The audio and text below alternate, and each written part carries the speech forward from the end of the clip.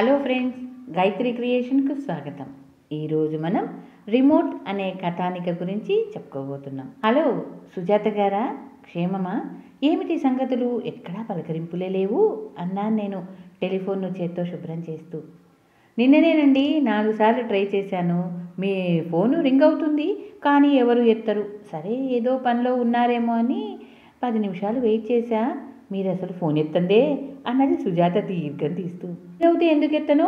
అదేమన్నా శివధనస్సా అన్నాను నేను. అటు నుంచి పెద్దగా నవ్వి, సరే ఏమిటి విశేషాలు చెప్పండి అన్నది సుజాత. ఎందుకు చేశానంటే, మా మేనత్త అల్లుడి తమ్ముడు ఇంటర్వ్యూకి వచ్చాడు నిన్న. మా మేనత్త దగ్గరికి వెళ్ళి ఢిల్లీ వెళ్తున్నానండి. ఏమైనా విశేషాలుంటే చెప్పమంటారా అని అడిగితే, విశేషాలుంటే ఫోన్ చేస్తా కానీ వడియాలు ఇస్తా. ఢిల్లీలో బుడంకాయలు దొరికి చావవు. ఒక 2 కేజీల బుడంకాయలు, ఒక 2 కేజీల బీరకాయలు ఇస్తా, పట్టుకెళ్ళు అందట. తీరా చూస్తే బుడంకాయలు చేదుగా ఉన్నాయట. అందుకని బీరకాయలు ఒక్కటే పంపించింది అన్నాను నేను. బీరకాయలా నేతి బీరకాయలా అన్నది సుజాత. మరి విచిత్రమండి, నేతి బీరకాయలు ఇక్కడ దొరుకుతాయి కదండి. అవైతే మీకు ఫోన్ చేయడం ఎందుకు? మామూలు బీరకాయలండి, ఆకుపచ్చగా లేతగా ఉన్నాయి. అలాంటివి ఇక్కడ చూసి ఎన్నాళ్ళైందో. ఎప్పుడూ కనబడవు. కనబడినా ముక్కలై తెల్ల తెల్లగా చారలతో ఉంటాయి బీరకాయలు అన్నాను నేను విసుగ్గా. మన అదృష్టం అంతేలేండి. ఉండేదేమో దేశ రాజధానిలో. ఇదిగో ఇలాంటి వాటికి మొహం మార్చిపోవడం అన్నది సుజాత నీరసంగా. మరి ఇవాళ బీరకాయ కూర చేస్తున్నారా? ఎలా చేస్తున్నారు అన్నది మళ్ళీ తనే. ఎలా ఏమిటి? మా నాన్నగారికి బీరకాయలంటే చాలా ఇష్టం. అందుచేత మేము వాటి మీద రీసెర్చ్ చేశాం. ఒకరోజు పచ్చడి, ఒకరోజు కూర, ఒకరోజు పప్పు, ఒకరోజు కూటు, ఇలా మార్చి మార్చి చేసేది మా అమ్మ. పక్కింటి ఆవిడ రోజు ఇవాళ ఏం కూర చేశారు అని అడిగేది. రోజు బీరకాయ అని చెప్తుంటే ఇవాళ కూర ఏం చేశారు అని అడగడం మానేసి ఇవాళ బీరకాయతో ఏం చేశారు అని అడగడం ప్రారంభించింది. తర్వాత మమ్మల్ని చూసి బీరకాయల వాళ్ళు అని హాస్యం చేస్తూ ఉండేది అని నవ్వాను నేను. బాగుందండి, ఇంతకు కూర ఎలా చేస్తున్నారో చెప్పలేదు మీరు అన్నది సుజాత. వంకాయ కూర మసాలా పెట్టి చేద్దామని అన్నాను నేను. వంకాయ కూర మసాలా పెట్టి చేస్తారులేండి, బీరకాయ కూర ఎలా చేద్దామనుకుంటున్నారు అంది మళ్ళీ సుజాత. వంకాయ కూరలో పెట్టే మసాలాని బీరకాయలో పెట్టి చేస్తాను అన్నాను నేను. వంకాయ కూర మసాలా పెట్టి బీరకాయలు ఎలా చేస్తారు? బీరకాయ, సొరకాయ ఇవన్నీ జలపాతం కూరలు కదా, అలా నీళ్లు ఊరిపోతూనే మసాలా పెట్టి ఎలా చేస్తారు? నేను వినలేదే, చెప్పండి అన్నది సుజాత తాపిగా, అప్పుడే పూర్తిగా వంటకం నేర్చేసుకోవాలన్నట్లు. బీరకాయలు శుభ్రంగా కడిగి చెక్కు తీసి ప్రతిదీ చేదు లేకుండా చూసి వంకాయల్లాగా 4 పక్షాలు గుత్తుగా తిరగాలి.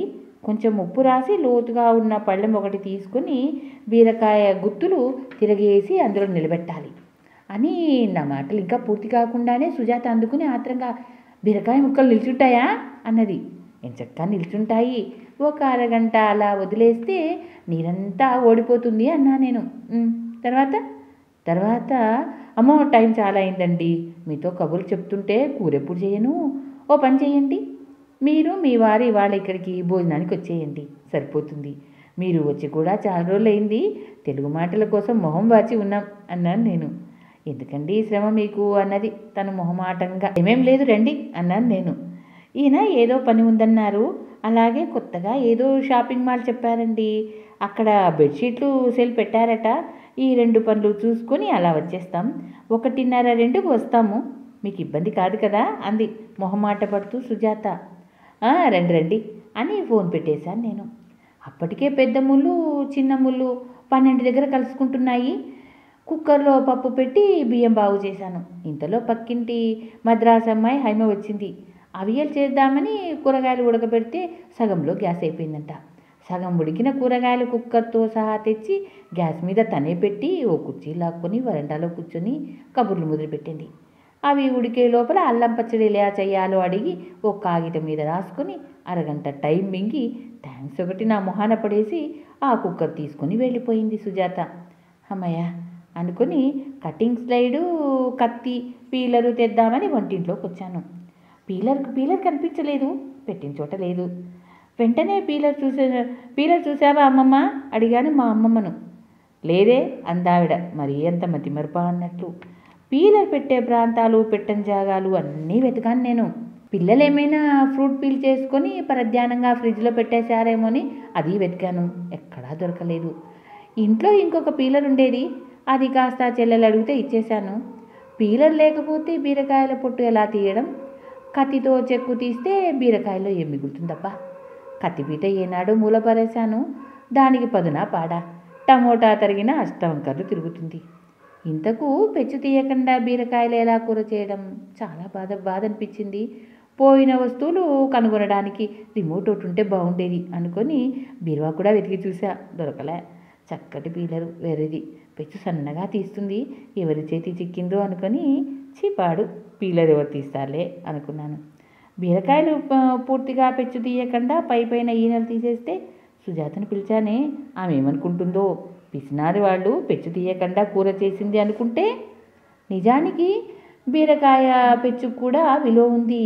ఎండబెట్టి పొడి చేసి వేస్తారు. తొక్కతో పచ్చడి చేస్తారు. కానీ కూర పెచ్చు తీయకుండా వండితే బాగుండదు. ఏం చేయాలి?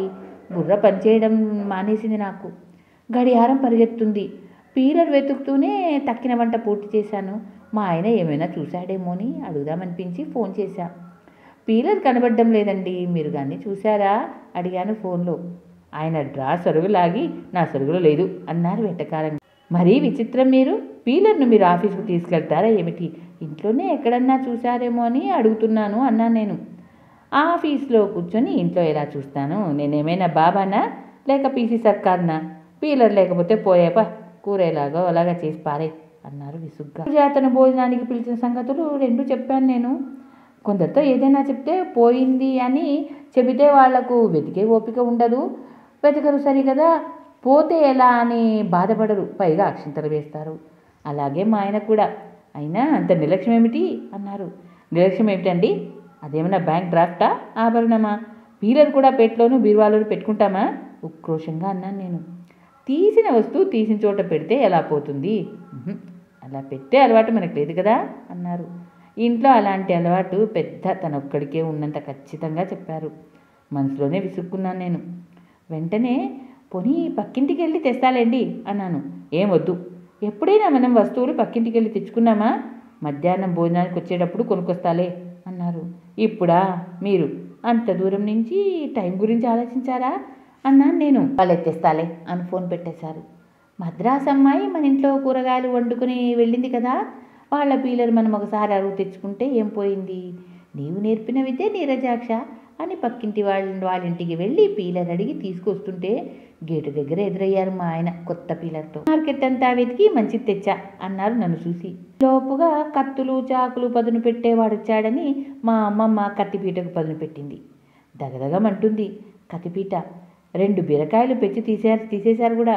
ఏమిటో హాయిగా స్థిమితంగా కూర్చొని కూరగాయలు తరిగి ఎన్నాళ్ళైందో అన్నది ఆనందంగా అమ్మమ్మ.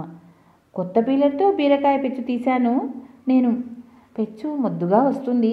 పీలర్ బాగాలేదండి, ఫారిన్ అయితే బాగుంటాయి. చూడండి ఎంత లావుగా వస్తుందో పెచ్చు. ఇంకా బీరకాయల్లో ఏం మిగులుతుంది అన్నాను నేను. అవన్నీ ఎందుకే, కత్తిపీటతో పెచ్చు ఎంత బాగా వస్తుందో కాగితంలాగా. విదేశాలవన్నా పాడైపోతే పారేయాల్సిందే. అదే మన కత్తిపీట అలా కాదు కదా, మనం చక్కగా పదును పెట్టించుకోవచ్చు అన్నది అమ్మమ్మ.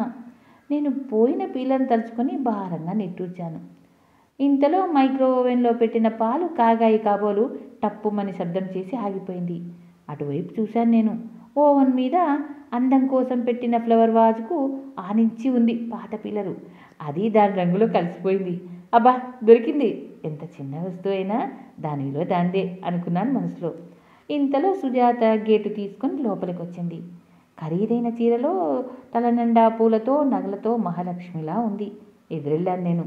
ఇలా ఒంటి నిండా నగలతో మాల్కు వెళ్ళి నిర్భయంగా సంచరించే నారీమణి మీరొక్కరే అన్నాను నేను. నా మొహం.